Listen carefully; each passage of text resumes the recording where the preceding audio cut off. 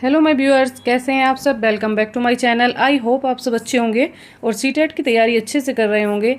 यहाँ पर हम कर रहे हैं सीटेट के लिए प्रैक्टिस सेट। अगर आप चैनल पर नए हैं और आपने अब तक कोई वीडियो नहीं देखी है तो प्लीज़ जाइए, चैनल को सब्सक्राइब कीजिए और प्लेलिस्ट में जाकर पुरानी सारी वीडियो देख लीजिएगा। चलिए आते हैं क्वेश्चन नंबर 1 पर। यहाँ पर जो हम प्रैक्टिस सेट कर रहे हैं वो सीटेट अपर एंड प्राइमरी दोनों लेवल के लिए है, तो अच्छी तैयारी के लिए बने रहिएगा। देखते हैं क्वेश्चन नंबर 1 में क्या है। यहाँ पर दिया हुआ है, सीखने की अक्षमता वाले छात्रों के लिए निम्नलिखित में से कौन सा उचित समावेशन है। तो कौन सा उचित समावेशन है हमें बताना है। यहाँ पर ऑप्शन चेक कर लेते हैं। मूल्यांकन के लिए मानकीकृत परीक्षण, तो मानकीकृत परीक्षण जहाँ पर आ जाता है वो उचित समावेशन नहीं करता है। लंबी अवधि के लिए लिखित परीक्षा, तो लिखित परीक्षाएं भी इसका कोई समाधान नहीं होती हैं। तनाव में काम करने की क्षमता का परीक्षण, बच्चों को किसी भी तरह का कोई तनाव नहीं देना होता है, इस तरह की कोई भी सिचुएशन उनके लिए क्रिएट नहीं की जाती है, तो तनाव में जो काम करने की क्षमता है उसका परीक्षण कोई सही कार्य नहीं है।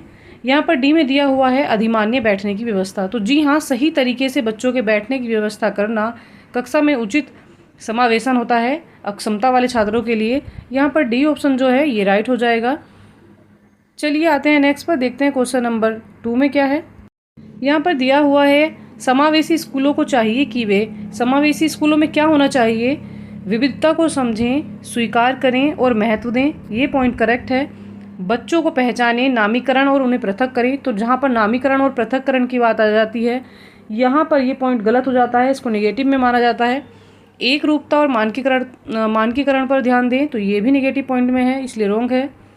यहाँ पर दिया हुआ है, दया और सहानुभूति की मनोवृत्ति विकसित करने पर ध्यान दें, तो दया और सहानुभूति किसी के प्रति नहीं दिखानी है। यहाँ पर बात हो रही है बच्चों के समावेशन की, जहाँ पर समावेशित बच्चे पढ़ते हैं, समावेशी स्कूल हो तो वहाँ पर क्या होना चाहिए, वहाँ सब वर्ग के बच्चे आते हैं, तो वहाँ पर विविध प्रकार के बच्चे आएंगे, तो उनकी विविधता को समझें, स्वीकार करें और उनको महत्व दें। तो यहाँ पर जो सबसे सुटेबल और राइट आंसर है वो है हमारा option number A is the right answer. चलिए आ जाते हैं नेक्स्ट पर, देखते हैं क्वेश्चन नंबर 3 में बात की जा रही है, रचनात्मकता की एक आवश्यक और विशिष्ट पहचान विशेषता है। तो क्या पहचान है, क्या विशिष्ट पहचान है, बताना है। अभिसारी सोच होती है, तो यहाँ पर अभिसारी नहीं अपसारी सोच होती है, तो इसलिए रॉन्ग हो जाएगा। विचारों में मौलिकता होना आवश्यक है, ये सही है। कार्यों को दोहराना, रट्टीकरण या रटना, ये चीज़ें गलत वे में जाती हैं, तो ये रॉन्ग हो जाएगा। विचारों में केंद्रिता भी नहीं होनी चाहिए, तो ये भी रॉन्ग हो जाएगा। यहाँ पर जो राइट आंसर है वो है हमारा विचारों में मौलिकता होनी चाहिए। यहाँ पर ऑप्शन नंबर बी करेक्ट है। चलिए आ जाते हैं नेक्स्ट पर, देखते हैं क्वेश्चन नंबर 4। क्वेश्चन नंबर 4 में दिया हुआ है, समावेशी शिक्षा के संदर्भ में निम्नलिखित में से कौन सा कथन सही है, प्रस्ताव है। यहाँ पर बताना है कौन सा कथन सही है और वो प्रस्तावित भी है, हमें बताना है। चलिए देख लेते हैं। समावेशन में विशेष बच्चों के लिए विशेष स्कूलों का प्रस्ताव होता है। समावेशन और बहिष्करण की प्रक्रियाएं जुड़ी हुई हैं, तो ये बात सही है। समावेशन में बच्चों के लिए विशेष स्कूल का प्रस्ताव नहीं होता है। समावेशन केवल विकलांग बच्चों के पाठ्यक्रम के लिए अनुकूलन का प्रस्ताव करता है, तो ये पॉइंट भी यहाँ पर रॉन्ग हो जाएगा। समावेश सभी बच्चों के साथ समान व्यवहार करते हुए पाठ्यक्रम के मानकीकरण पर जोर देता है, तो जहाँ पर बात मानकीकरण की होती है वो आंसर रॉन्ग होता ही होता है। तो यहाँ पर चलिए जो राइट आंसर है वो हमें मिल गया है, वो है हमारा ऑप्शन नंबर, यहाँ पर ऑप्शन नंबर बी करेक्ट है। समावेशन और बहिष्करण की जो प्रक्रियाएं होती हैं वो समानतः क्या होती हैं, जुड़ी हुई होती हैं। B is the right answer. चलिए आते हैं नेक्स्ट क्वेश्चन नंबर, देखते हैं 5 की जा रही है, इनमें से कौन सा सामाजिक रचनावादी कक्षा का उदाहरण है। तो हमें रचनावादी कक्षा का उदाहरण बताना है कौन सा है। एक कक्षा जहां शिक्षक पाठ्य पुस्तकों में प्रश्नों के उत्तर निर्धारित करता है, तो केवल प्रश्नों के उत्तर कराए जा रहे हैं, तो ये रॉन्ग पॉइंट है। एक कक्षा जहां जो पढ़ाया जाता है उसका निर्धारण इस बात से होता है कि मूल्यांकन किया जाना चाहिए, तो ये बात भी रॉन्ग हो जाएगी। मूल्यांकन के लिए पढ़ाना रचनावादी कक्षा का कार्य नहीं है। एक कक्षा जहां शिक्षक विद्यार्थियों को उचित पुरस्कार देकर उनके व्यवहार को क्या करता है, नियंत्रित करता है, तो पुरस्कार देकर बच्चों को नियंत्रित करना ये रचनावादी कक्षा का उद्देश्य नहीं होता है।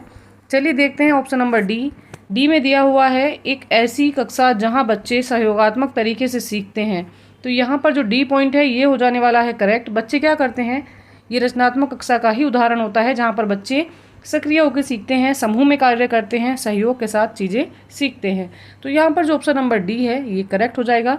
चलिए देखते हैं क्वेश्चन नंबर 6 में क्या है। 6 में दिया हुआ है निम्नलिखित में से कौन सी प्रक्रिया सार्थक सीखने को बढ़ावा देती है। तो सीखने को कौन सी प्रक्रिया यहाँ पर बढ़ावा देती है, इसको क्या बोला जाता है? अनावेशन और चर्चा। अनावेशन बोलते हैं खोज को, ह्यूरिस्टिक मेथड को। अनुकूलन, अनुकूलन नहीं होगा, मानकीकृत मूल्यांकन भी नहीं है। बार बार वेधन और अभ्यास, ड्रिल कार्य बार बार देना, ये भी कोई सीखने की सार्थक प्रक्रिया के अंतर्गत नहीं आते हैं। तो यहाँ पर जो राइट आंसर हमें मिल जाता है वो है हमारा ऑप्शन नंबर ए, अनावेशन और जो चर्चा होती है। अनावेशन को खोज भी बोला जाता है। तो ये जो दोनों मेथड होते हैं ये सीखने की प्रक्रिया के सार्थक बढ़ावा देने वाले हैं। चलिए देख लेते हैं क्वेश्चन नंबर 7 में क्या है। 7 में दिया है समस्या समाधान की प्रक्रिया में बाधक है। तो क्या समस्या समाधान की प्रक्रिया में बाधक है, हमें देख लेना है। क्या? अनुरूपित सोच, ये बाधक नहीं होती है। कलन विधि, ये भी बाधक नहीं है। स्वानुभाविक, ये भी बाधक नहीं है। तो यहाँ पर बाधक कौन हो जाएगा? अनुक्रिया समुच्चय जो है ये क्या हो जाता है? ये हो जाता है बाधक। तो ऑप्शन नंबर डी जो है ये करेक्ट है। अनुक्रिया समुच्चय जो होता है समस्या समाधान में बाधक होता है। चलिए आ जाते हैं नेक्स्ट पर, देखते हैं क्वेश्चन नंबर 8 में क्या है। यहाँ पर दिया हुआ है अपनी सोच के बारे में सोच क्या कहलाती है। तो अगर आप अपनी सोच के बारे में ही सोच रहे हैं और उसको क्या कहते हैं ये बताना है, तो ये पूर्व अभ्यास नहीं होता है, कोई रटने का कार्य भी नहीं है। ये यहाँ पर कोई साम्यकरण भी नहीं है, ये होता है अधिसंज्ञान। अगर आप अपनी सोच के बारे में सोच करते हैं, उसको समझते हैं, उस पर विचार करते हैं, तो वो चीज़ क्या कहलाती है? चीज़ों का क्या कहलाती है? अधिसंज्ञान लिया जा रहा है, बोला जाता है उसको। ऑप्शन नंबर सी करेक्ट हो जाएगा। चलिए आते हैं 9 पर। 9 में दिया है किस तरह की गतिविधियों में हिस्सा लेने पर विद्यार्थी बहुत प्रभावी ढंग से सीखते हैं। तो कौन सी ऐसी गतिविधियां हैं जिनमें बच्चे प्रभावी ढंग से सीखते हैं? गैर संदर्भित नहीं होंगी, संदर्भित होती हैं तो वो प्रभावी होती हैं। यांत्रिक रूप से की जाने वाली गतिविधियां, ये भी नहीं होगा। अर्थपूर्ण गतिविधियां, ये वाला पॉइंट जो है ये पॉजिटिव है। चलिए डी भी चेक करते हैं। ऐसी गतिविधियां जो शिक्षक द्वारा पूर्ण रूप से नियंत्रित और निर्देशित हों। ऐसी प्रक्रिया कभी भी बच्चों में प्रभावी ढंग से सीखने के लिए नहीं होती है जिसमें क्या हो, टीचर का नियंत्रण हो, बच्चे जो हैं केवल निष्क्रिय होकर सीखें, तो ये क्रिया भी गलत हो जाएगी। यहाँ पर जो सबसे अच्छा ऑप्शन हमें मिल गया है वो है ऑप्शन नंबर सी, अर्थपूर्ण जो गतिविधियाँ होती हैं उसमें बच्चे जो हैं प्रभावी ढंग से होकर सीखते हैं। ऑप्शन नंबर सी करेक्ट है। देखते हैं क्वेश्चन नंबर 10। क्वेश्चन नंबर 10 में दिया हुआ है बच्चों की सीखने की प्रक्रियाएं कैसी होती हैं, हमें बताना है। चलिए ऑप्शन चेक करते हैं, ऑप्शनों में क्या क्या दिया हुआ है। सामाजिक सांस्कृतिक संदर्भों में होती हैं, तो ये पॉइंट यहाँ पर करेक्ट है।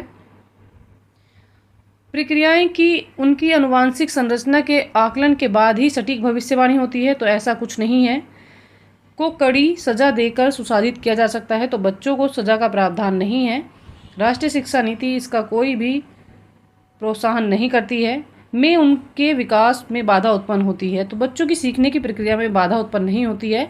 यहाँ पर जो राइट आंसर हो जाएगा वो है हमारा ऑप्शन नंबर ए, सामाजिक सांस्कृतिक संदर्भों में होती हैं बच्चों की सीखने की जो प्रक्रियाएं होती हैं, ए करेक्ट है।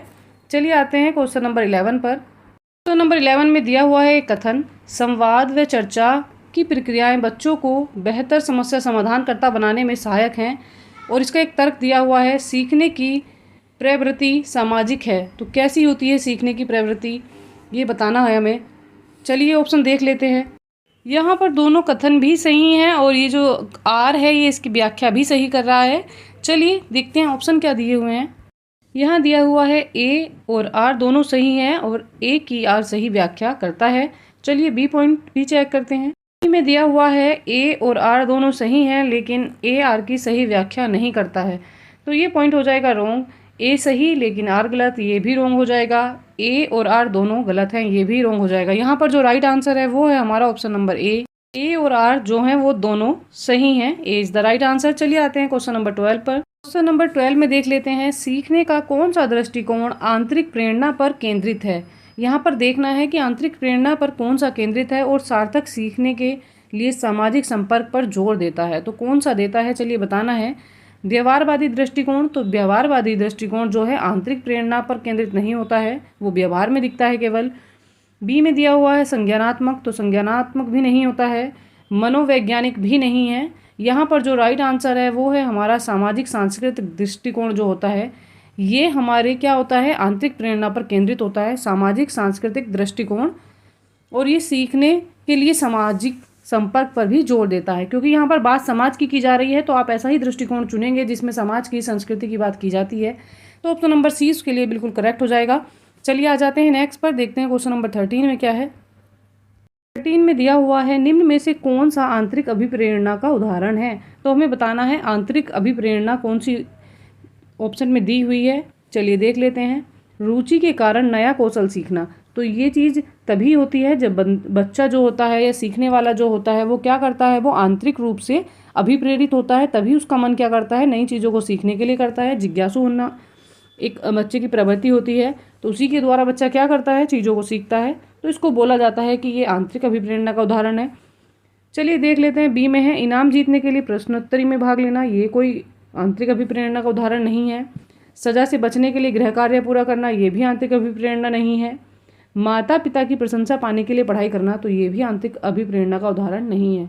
यहाँ पर जो राइट आंसर है वो है हमारा ऑप्शन नंबर ए में कहा जा रहा है रुचि के कारण नए कौशल सीखना चाह रहे हैं। मान लीजिए आपको क्या है, आपको आपकी जो हैंड राइटिंग है वो बहुत सुंदर है और आप चाहते हैं कि साथ में आप क्या कर लें, आप अपनी हैंड राइटिंग को ध्यान में रखते हुए क्या चाह रहे हैं कि आप ड्राइंग का कार्य भी अच्छे से सीख लें।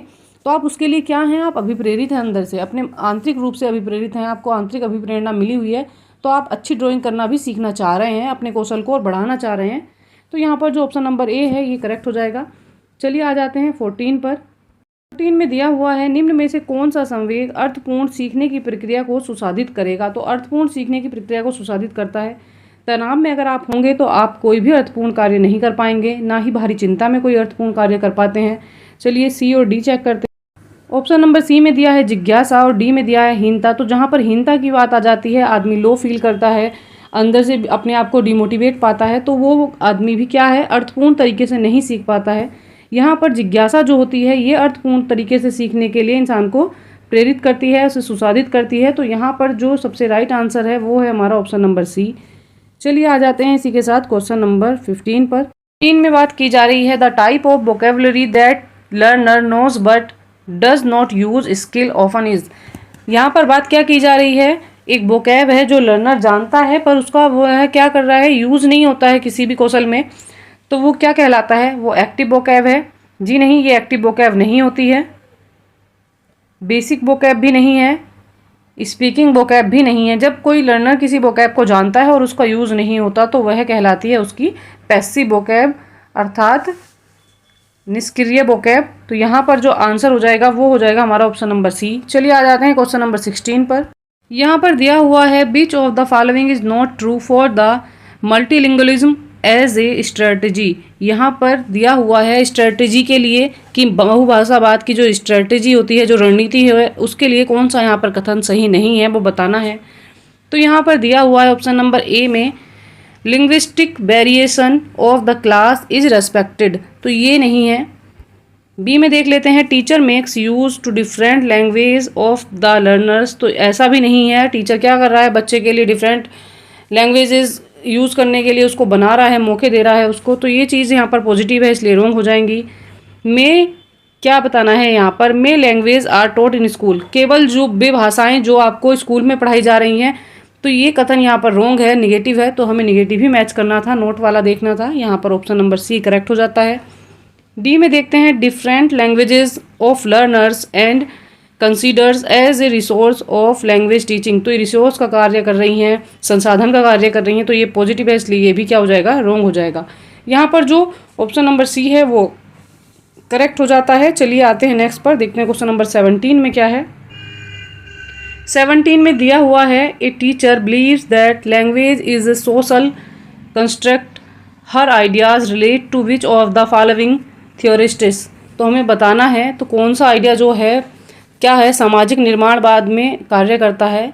ऐसी कौन सी भाषा का जो रूप होता है सामाजिक निर्माणवाद के रूप में कार्य करती है, बताना है किसने कही है ये बात, कौन से सिद्धांतकारी ने ये बात कही है। तो जीन पियाजे ने नहीं कही है। जहाँ पर बात आ जाती है किसकी, समाज की, सोशल की, तो वहाँ पर जीन पियाजे नहीं आते हैं, वहाँ पर आ जाते हैं लेव वाइगोस्ट की। तो यहाँ पर बी ऑप्शन करेक्ट हो जाएगा। जेरोम ब्रूनर भी नहीं है, नोम चॉम्स्की भी नहीं है। यहाँ पर जो ऑप्शन नंबर बी है ये करेक्ट है। आपको बस ध्यान रखना है केवल किसका, यहाँ पर सोशल का, और सोशल की जो बात करते हैं वो लेव वाइगोस्ट की करते हैं।